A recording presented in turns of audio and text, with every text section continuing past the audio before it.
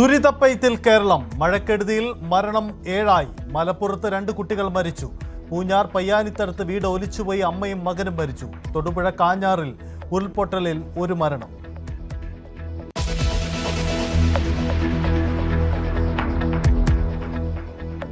വടക്കൻ കേരളത്തിലും പെരുമഴ. കണ്ണൂർ പേരാവൂരിൽ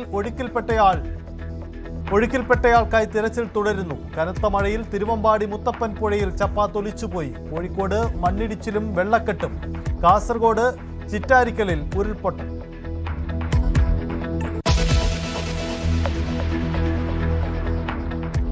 പത്തനംതിട്ട, കോട്ടയം, എറണാകുളം ജില്ലകളിലും ഗുരുതര സാഹചര്യം.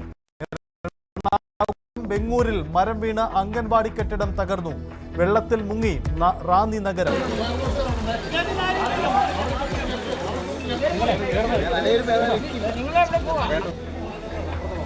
റാന്നിയിൽ രക്ഷാപ്രവർത്തനത്തിനായി മത്സ്യബന്ധന തൊഴിലാളികളും. വെള്ളക്കെട്ടിലായി പാല.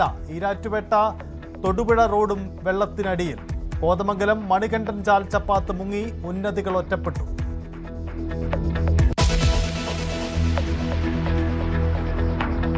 കടലിലും കെടുതികൾ രൂക്ഷം. കൊല്ലം തങ്കശ്ശേരിയിൽ വള്ളം മറിഞ്ഞ 1 മരണം. വിഴിഞ്ഞത്ത് നിന്നും പോയ 5 ബോട്ടുകൾ അപകടത്തിൽപ്പെട്ടു.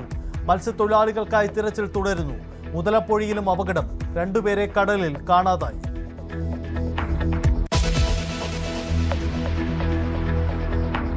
രക്ഷാപ്രവർത്തന നടപടികൾ ഊർജിതമാക്കി സർക്കാർ. രക്ഷാസേനകൾ സജ്ജമെന്ന് മുഖ്യമന്ത്രി വി ഡി സതീശൻ. റവന്യൂ മന്ത്രിക്ക് ഏകോപന ചുമതല. എല്ലാ ജില്ലകളിലും ഹെൽപ്പ് ലൈനുകൾ. ഡിഒമാർക്ക് ജാഗ്രതാ നിർദ്ദേശം നൽകിയ ആരോഗ്യമന്ത്രി.